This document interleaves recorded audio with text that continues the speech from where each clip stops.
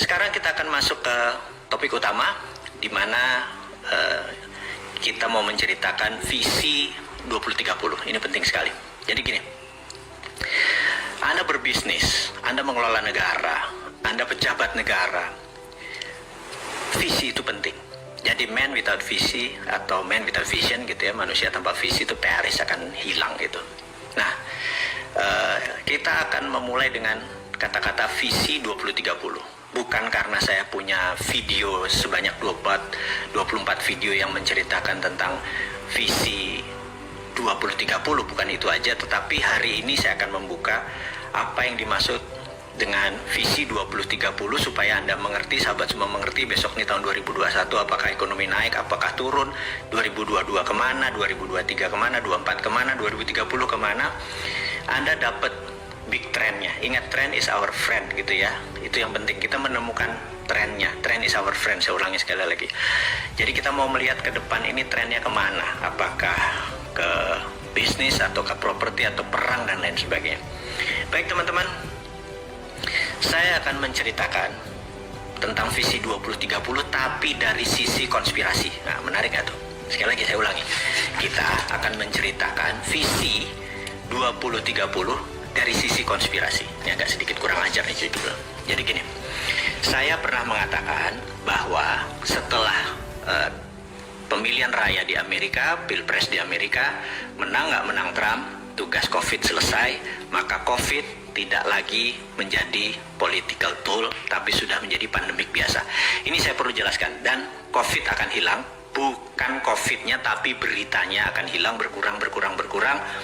Bahkan mungkin nanti Anda 6 bulan lagi atau 9 bulan lagi ada kecil sekali yang mendengar masalah COVID. Tetapi COVID-nya masih ada. Ini yang harus diingatkan sekali lagi ya. Bukan COVID-nya hilang, bukan COVID-nya mendadak sirna, bukan mentang-mentang Trump kalah gitu ya. Atau bukan segitu. Saya mau menerangkan dulu sejarah mengapa saya ini anti globalis dan saya memilih menjadi orang yang nasionalis patriotisme gitu ya. Ceritanya adalah ini harus ya. Jadi globalis ini punya 20 step, dan ini sebenarnya bulan Maret 2020 kemarin saya katakan bahwa globalis punya 20 step. Saat ini saya lupa step ke-9 kali ya, tapi saya akan ulangi satu persatu. Jadi kenapa globalis ingin menguasai dunia?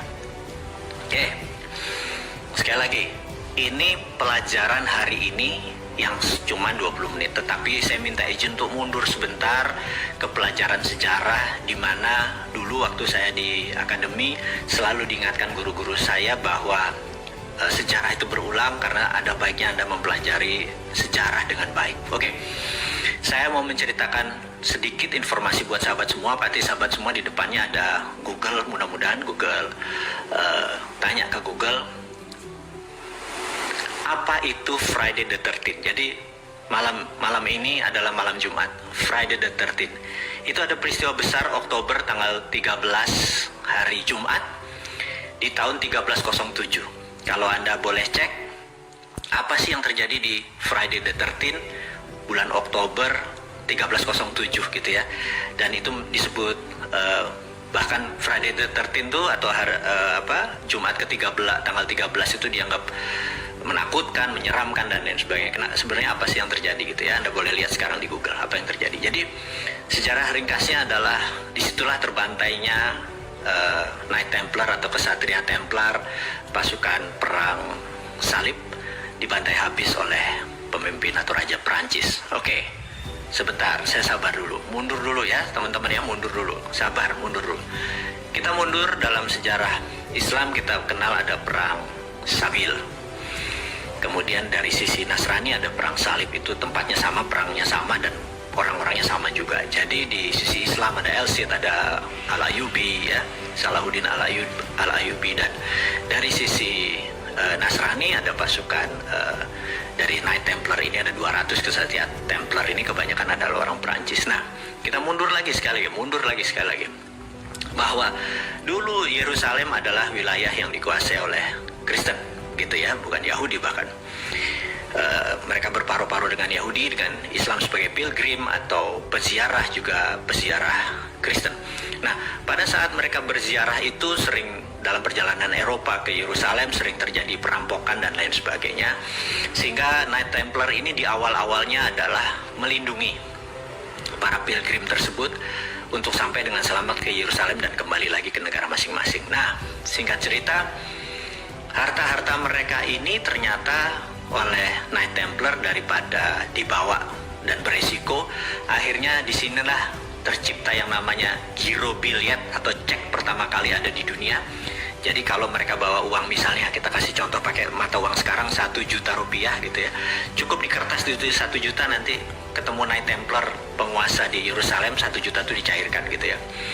Ini adalah transaksi keuangan awal-awal dulu gitu ya, dan pemegangnya, pengontrolnya adalah Knight Templar. Nah, ada 200 kesatria dan kebanyakan adalah orang Perancis. Jadi mereka adalah jago-jago perang. Di zamannya perang salib dan perang Sabil itu hampir nggak ada yang mati dari Templar. Memang jago sekali mereka bertempur atau berperang. Nah, singkat cerita,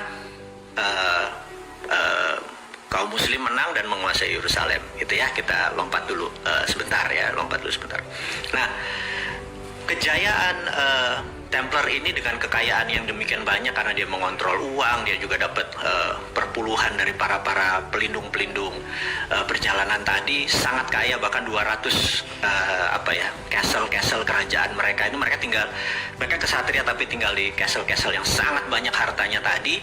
Suatu hari di Perancis, kerajaan Perancis saya lupa 13 atau 12 ya, Louis itu berapa, itu Paulus. Nah, sekali lagi, Templar ini mungkin bisa dikatakan dikhianati oleh Pausnya. Paus melihat bahwa hartanya Templar ini boleh diambil lagi sama Vatikan atau sama Paus, di mana dia minta dukungan dari raja. Sekali lagi, sementara Raja Perancis juga memerlukan harta yang banyak dan sangat iri dengan kesuksesannya kaum Templar ini, dan mereka membuat mereka membuat strategi, membuat skenario akan menyerang atau menangkap atau membunuh para kesatria Templar ini. Dan peristiwa itu terjadi pada tanggal 13 hari Jumat, Oktober 1307. 40% Templar mati, habis semua mereka.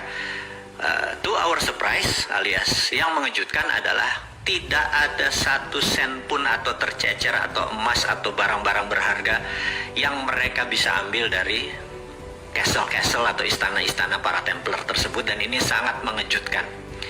Ternyata mereka berhasil menghilangkan atau membawa lari ataupun bagaimana, dan benda itu nilainya luar biasa besar. Oke, kita lompat ceritanya. Cerita Templar selesai. Templar tahu-tahu tidak ada di permukaan. Dan di abad itu adalah abad 14 ya, 13 sekian. Di abad 15 ada yang menarik. Teman-teman boleh cek.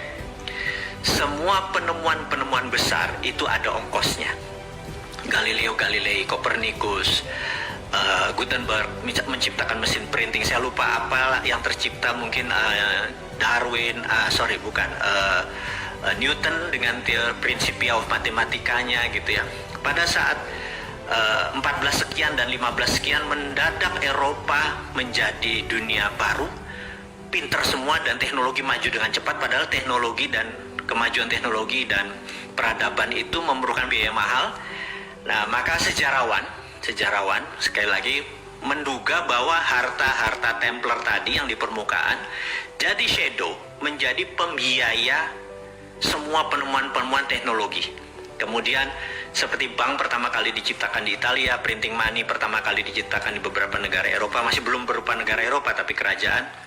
Bahkan bank tertua di dunia di Italia sampai saat ini udah 500 tahun pun masih hidup, masih ada, masih jalan.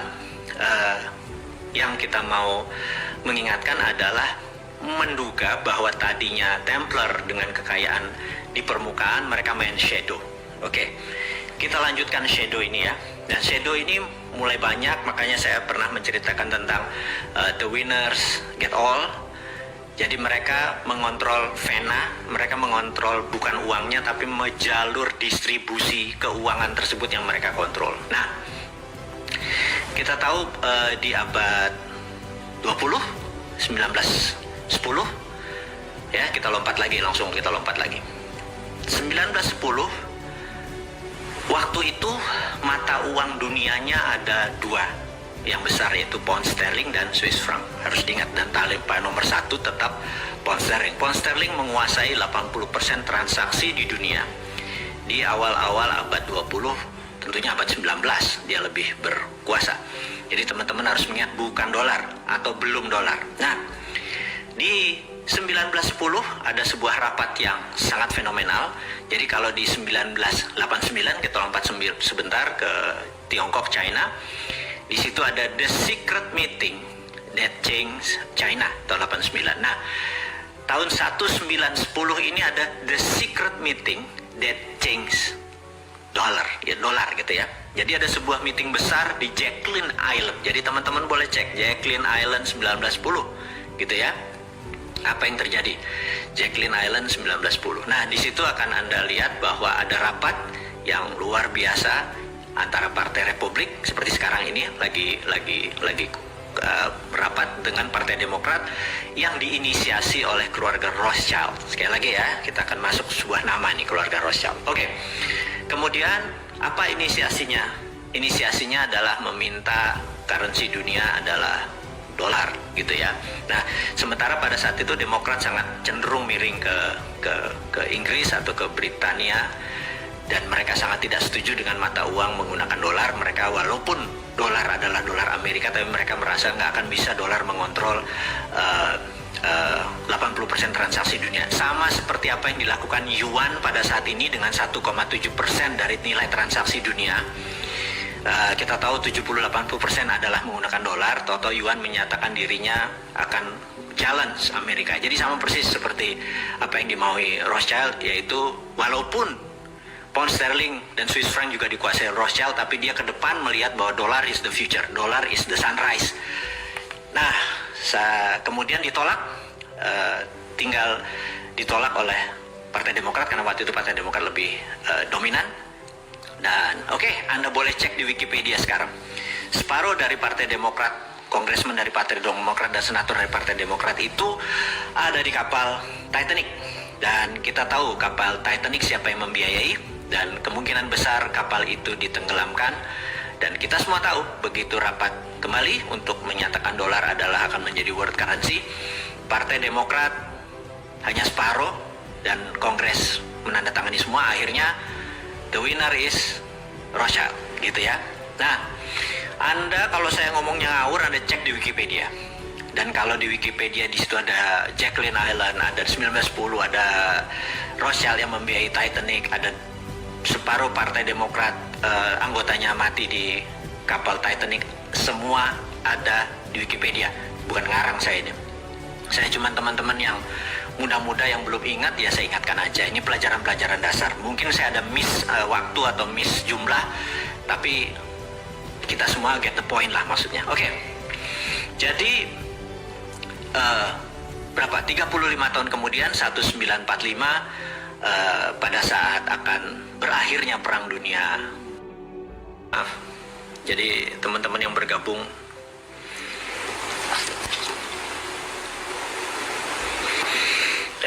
Joe Biden sabotase. Slow aja bos man. Oke, thank you.